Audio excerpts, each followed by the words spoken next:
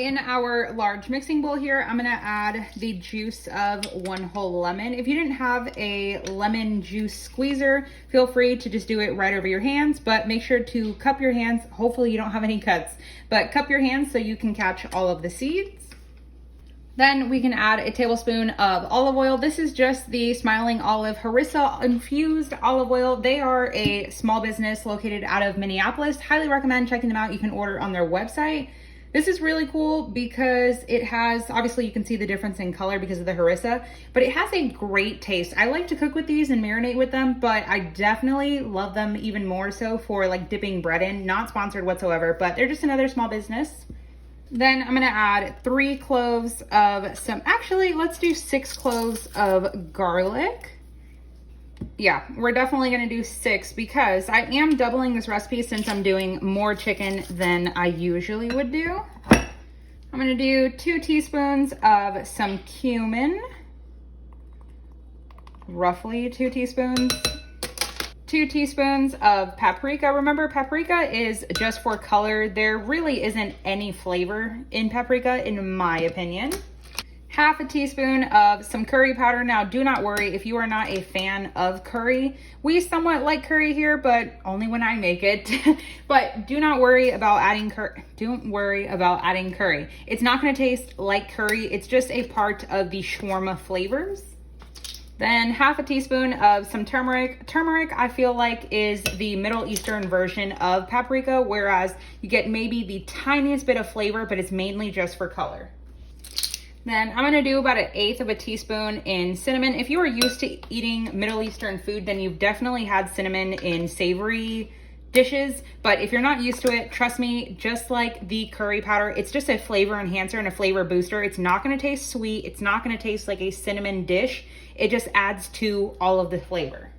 Then just for a little bit of heat, we're just gonna add a couple of dashes, if anything will come out, of some red pepper flakes. If you don't like spice or you just don't have it, don't wanna add it, feel free to leave it out.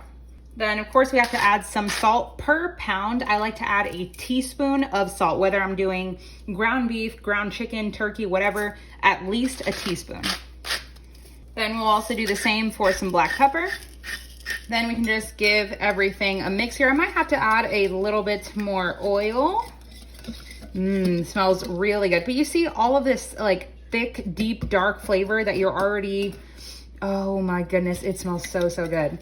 If I was gonna say it smells like a shawarma, but if you've never had one before, it's just a very flavorful meat dish, I guess that would be the best way to describe it. Super, like spice potent. That's not very descriptive whatsoever. But anyway, all of this beautiful color you see just from here, that is exactly what's gonna happen to your chicken. Now, I'm gonna cook mine indoor. Yes, it's grilled chicken shawarma, but I mean, technically you could grill inside, it's just the pan, but you can do this in the smoker. You can do this in the slow cooker, pressure cooker. Any way that you cook this, just use the same exact marinade. You're good to go. This is all you need right here. Now we can go ahead and bring over our chicken so we can add it to our marinade. So I have chicken leg quarters, bone in, somewhat skinless-ish. It's kind of harder to take off the skin. I'm gonna do 2 at a time because I just don't want all of that mess. But the chicken legs still have a little bit of skin, but I would say that my chicken is still like 15, 10%, whatever, frozen. So the skin really isn't gonna get that crispy. If I were grilling it, I would definitely leave on the skin for extra fat. But in this case, it doesn't really need it. Now for my chicken, you guys know, I love, whenever it's on the bone, I love to douse it. What's the word for? Submerge. No, what's the word? When you like puncture it. Okay, I put a bunch of little holes in there. So the, what? Penetrate. What, I'm not using that word. Anyway. So I put a bunch of little holes in it so that all of the flavor and moisture and everything can go ahead and get all in the chicken. And it also helps with ventilation holes. That's the word I was looking for.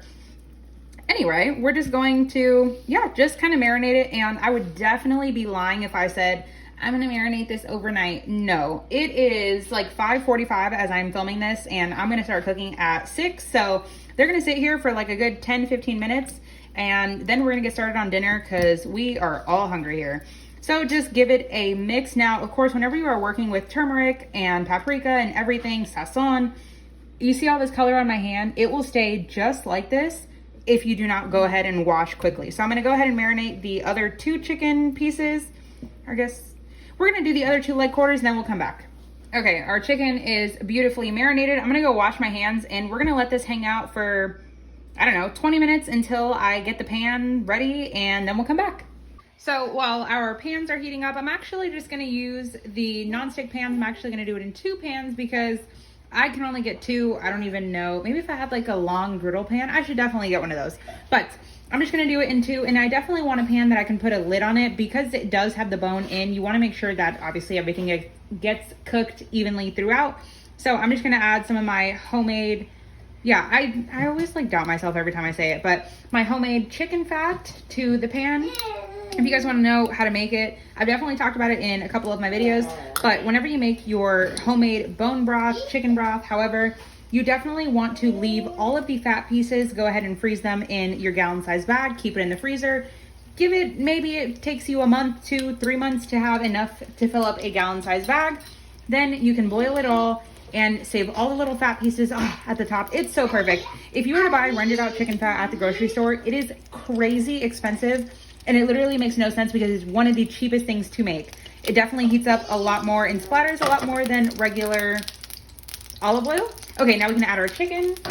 Typically, I like to say you want to add your chicken seasoned side down, but it's already very well seasoned. You want to go presentation side down first. Oh, fudge. It's the wrong way. Okay, now we're good. Now I'm just gonna scrape out the rest of the seasoning and just slather it on the chicken. And we're gonna add a lid to these, and on medium, about medium heat, we're gonna let them go for about 10 minutes. Now, of course, cook time is gonna vary depending on how high your heat is and how thick or thin your chicken thighs are. Okay, they've been going for about 10 minutes on the first side. It's gonna be really loud when I open up the lid. But of course, whenever you flip, you want to flip away from you. Hopefully we got a good sear. We'll get a better sear like the 4th flip around. Ooh, okay, you guys can't see. All right, whoops. Okay. All right, remember the lid is always to trap in all of the heat. Oh, I made a mess. To trap in all the heat and all the moisture so that way everything can almost like steam together the inside of the chicken so the outside of the chicken looks good, tastes good. I'm gonna do the same to the other pan that I have over here and we'll come back in 10 minutes. But I can almost guarantee that they will not be done in the 20 cook time, 20 minute total, 10 first side, 10 the other side. So I'm gonna go about 30 minutes total here. I like to alternate between flipping, but the first side, so the presentation side, I like to make sure that I get roughly a good amount of color on there. Of course, with the lid, you're not gonna get the best color once you take off the lid, then you get good color. I figured while the chicken is cooking, I would show you guys kind of the topping situation that we're gonna do here. Cucumber is always super, super traditional when it comes down to shawarmas, as well as onion. Typically they use red onion, just like I said, traditional, but you can use white onion, sweet onion, whatever and whatever. Onions work. Then some cilantro. I personally like cilantro a lot more than I do parsley. Parsley to me tastes like eating grass, but like the worst type. It's just so strong. Ugh, not for me. I don't like it. No. But so cilantro, red onion, and cucumber. You can definitely do, what are the other things? Olives. You can do olives. I am not the biggest fan of olives. Roman and Brad love olives, so we'll definitely have those on the side. And you can use those fancy little cucumbers, but to me, they're just way too expensive and they don't taste any different than a regular like 50-cent thing of cucumber. And also some lettuce that I just realized I forgot to chop. But we're just gonna do iceberg. You can do anytime you have. Any kind you have. Okay, let's talk sauce. Now, I have done it a bunch of different ways, so honestly, it just kind of switches up every time depending on what I have in my refrigerator and my pantry.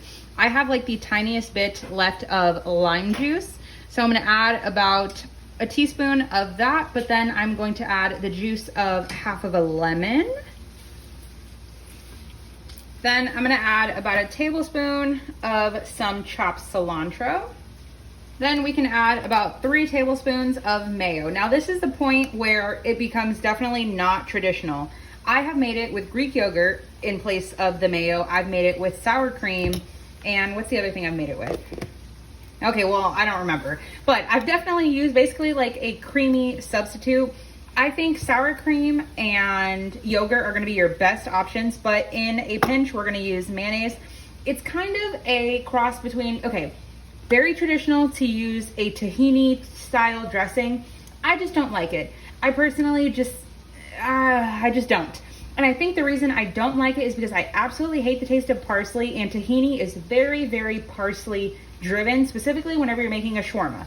Anyway, so that's why we're just gonna go with cilantro instead of the parsley and mayo, because that's all we had. Then, oh, okay. It is also, sorry for like the misorganization of my words here. I wish I had like a script that I can read off of, but this is basically gonna be a version of like a super thinned out and lemony type of tartar sauce, I guess, in a sense. I'm gonna add a little bit of relish. You can definitely do pickles. I'd say about a teaspoon of that. But the one thing that's gonna set it apart here than a tartar sauce, okay, it didn't have a little pull tab, is some Trader Joe's za'atar seasoning. I'm gonna tell you guys what's in it. There's toasted sesame seeds, then there's spices, thyme, marjoram, coriander, oregano, chickpea flour, sea salt, sunflower oil, and some lemon oil. It is very earthy, I guess I would describe it. It's not salty because, I mean, there is salt in here. It's just not very salty, but this to me is what's gonna set it apart. If I could even get it out, I think it's, okay. Eventually, once we can get about a teaspoon of this, then we're good. Then we can just give everything a mix. Now, obviously, we're probably gonna need to thin out this sauce. I definitely recommend thinning it out with more lemon, and if it becomes too tart for you, of course, you definitely wanna taste for seasoning before you end up adding too much lemon. But if it ends up being too tart, I would start thinning it out with a little bit of olive oil. I definitely wouldn't swap for like a canola or vegetable. It's just gonna taste very oily rather than olive oily, if that makes any sense. So that's what I'm gonna go ahead and do. Start with a tablespoon at a time, then go up from there. Also, we definitely wanna give it a good amount of salt and black pepper. I went ahead and tasted for seasoning. Ooh, so good. I feel like I need a little bit more lemon, but in case you happen to run out of lemon, feel free to use lemon pepper seasoning. So now we can work on plating. Avocado is not traditional with it, but I mean, who cares? It's avocado. Definitely gonna have about half of that. It definitely started off as a more traditional shawarma, and I just realized it's kind of becoming like a deconstructed shawarma. All these words are just like tongue twisters. But so we're just gonna add a little bit of lettuce on the side. Then we can do some cucumber on the side as well. Same goes for some red onion. Kind of seems like a lot, and it definitely is. I feel like I should put a lot less, but these are veggies, so why not? The same thing for some cilantro, my favorite part. Kind of gonna stack it on top of this just so it's a lot easier to pick up. Always like to serve with a lemon wedge. Then we'll just add our beautiful piece, woo, super, super hot and crispy piece of chicken. Chef's kiss. Wow. Then of course we're gonna wanna okay, so you wanna top with your sauce. How do I wanna do it? Kinda wanna do it over the veggies, kinda just wanna fill up my little boat of, you know what? That's what we're gonna do. We're gonna fill up my boat of avocado here with our sauce. I'm gonna need so much more sauce. Ooh, this is reminding me of my Alabama white chicken. I need to make that again. That was so good. And there you have it. Shawarma. Okay, that little ding you guys heard, it just came out of the oven. It's super, super hot. This is a piece of lavash bread, essentially a super, super like paper thin flatbread. You can use white bread, any type of like Italian loaf. You can use pita bread, roti, any kind of like thin flatbread, or you can just eat this by itself the way I am. I love to kind of just fill it up and then roll it into like a wrap. Ooh, but toasted is the best way. Or just rip pieces off of it and make a little salad bar situation. You need to make this.